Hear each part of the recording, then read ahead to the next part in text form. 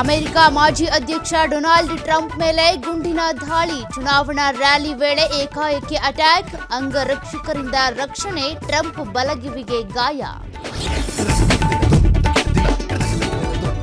ರಾಜ್ಯದಲ್ಲಿ ದಿನೇ ದಿನೇ ಹೆಚ್ಚುತ್ತಾ ಇದೆ ಡೆಂಗಿ ಪ್ರಕರಣಗಳು. ಈವರೆಗೆ 9,082 ಕೇಸ್ಗಳು ಪತ್ತೆ. ಬೆಂಗಳೂರು ಪಾಲಿಕೆ ವ್ಯಾಪ್ತಿಯಲ್ಲಿ ಹೆಚ್ಚು ಉಲ್ಬಣ.